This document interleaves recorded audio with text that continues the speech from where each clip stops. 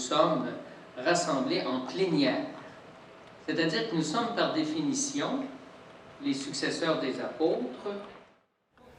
L'Assemblée plénière des évêques canadiens a débuté en ce lundi 25 septembre avec l'Eucharistie. Notre Église au Canada attend quelque chose de ce leadership. Alors, la première journée de l'Assemblée plénière des évêques canadiens a débuté avec une conférence qui a été présentée par le cardinal Antonio Tagle. Il nous a parlé, au fond, de documents romains signés par le pape François sur la réforme de la curie romaine, afin que cette curie soit davantage missionnaire. Et en même temps, les 6 principes qu'il nous a présentés étaient importants puisqu'ils ne concernent pas uniquement la curie romaine, mais aussi ça nous permet nous-mêmes de peut-être essayer de voir dans nos diocèses comment on peut être davantage missionnaire, mais aussi comme baptisé. Alors, c'est l'appel vraiment à devenir une Église de plus en plus missionnaire. Durant la journée, nous avons aussi accueilli le rapport du président, Monseigneur Raymond Poisson. Et durant son rapport, bien au fond, il nous a parlé beaucoup de tout l'accompagnement avec les peuples autochtones. Et on sait très bien qu'il y a eu beaucoup de travail fait d'abord pour favoriser des délégations des Autochtones à Rome, mais aussi accueillir le pape François à l'été 2022, où il a pu exprimer publiquement, au fond, ses excuses qui ont touché les cœurs et qui sont des pas importants vers la réconciliation. Monseigneur Poisson a aussi signalé la rédaction des 4 lettres pastorales qui ont été rédigées, signées par les évêques pour nos frères et sœurs des peuples des Premières Nations, Métis, Inuits et aussi pour le peuple de Dieu au Canada. Enfin, dans son rapport, Monseigneur Poisson a rappelé aussi tout le processus synodal qui a été fait au pays et qui a permis aussi la rédaction d'un rapport au niveau nord-américain à la suite de nos réflexions sur la synodalité. Puis la journée s'est complétée avec l'accueil aussi d'une présentation de Développement et Paix Caritas Canada et du rapport de l'organisation de la Journée mondiale de la jeunesse qui s'est tenue au Portugal, à Lisbonne. Développement et Paix Caritas Canada est l'organisation officielle du développement international de l'Église catholique du Canada. On a été fondé en 1967 par les évêques et nous sommes ici aujourd'hui à l'Assemblée plénière pour pouvoir leur donner un rapport de nos activités au cours de l'année dernière. Quand on regarde tout ce qui se passe sur la planète présentement, les problématiques climatiques, on le voit, les feux de forêt, les sécheresses, les inondations monstres dans plusieurs pays, et avec tous ces conflits violents. On le voit, ce qui se passe en Ukraine, on le voit, ce qui se passe un peu partout en Afrique. Alors, il y a un grand nombre de gens, des millions de gens qui sont forcés au déplacement, qui deviennent réfugiés, qui quittent leur ville. Et à cause de toutes ces problématiques-là, on a aussi besoin de la présence de Dieu. Un Dieu qui, dans la société d'aujourd'hui, est évacué. On n'a plus besoin de Dieu, il semble-t-il. Mais c'est le contraire.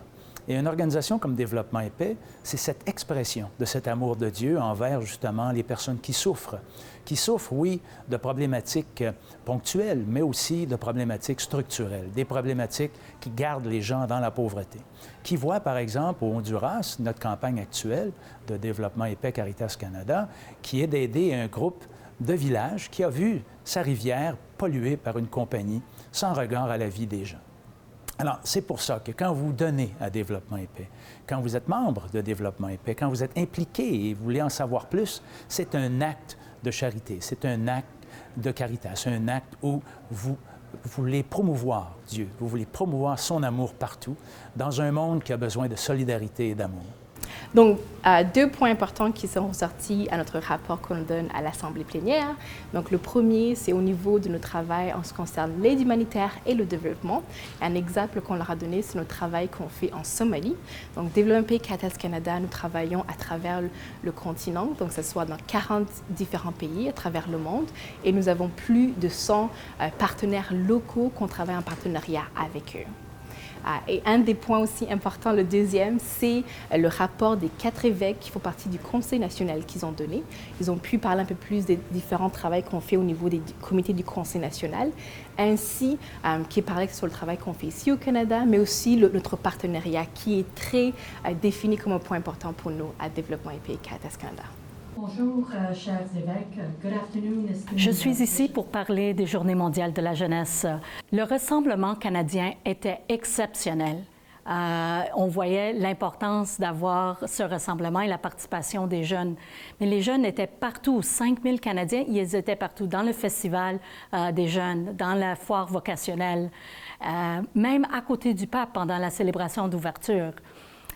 Alors, j'étais très contente de voir que les Canadiens étaient partout. Ils aiment la Journée mondiale de la jeunesse. Eh bien, le ministère de la Pastorat Jeunesse est super important. J'aime dire aussi la mission jeunesse. C'est quelque chose qui fait partie de notre mission essentielle comme Église, rejoindre les plus jeunes générations et leur partager la bonne nouvelle de Jésus. Et ayant travaillé moi-même pendant plus de 25 ans en Pastorat Jeunesse, je peux vous dire que c'est quelque chose qui est extrêmement... qui apporte beaucoup, qui apporte une joie, qui est grand, qui apporte de l'espoir.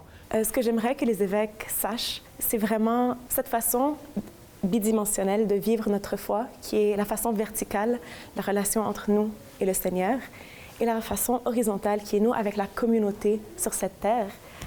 On est capable vraiment de vivre le summum de cette relation avec la communauté au GMJ. Je pense que les Journées mondiales de la jeunesse, c'est vraiment la chose la plus proche qu'on peut vivre au ciel, au paradis. Je recommande à chaque personne d'au moins vivre ça une fois. Quand j'ai été appelé pour devenir évêque, j'avais 40 ans. J'étais le deuxième plus jeune évêque au monde. Mais je me souviens, juste avant mon ordination, après que ma nomination a été annoncée, j'étais dans une célébration de mariage, puis un monsieur est venu me voir pour dire « Vous n'êtes pas un peu jeune pour être un évêque? » Puis j'ai répondu « Bien, je suis 7 ans plus vieux que Jésus. » Parce qu'on oublie que Jésus était jeune quand il a commencé son ministère. Même 30 ans, on peut dire, à l'époque, ce n'était pas aussi jeune que ça.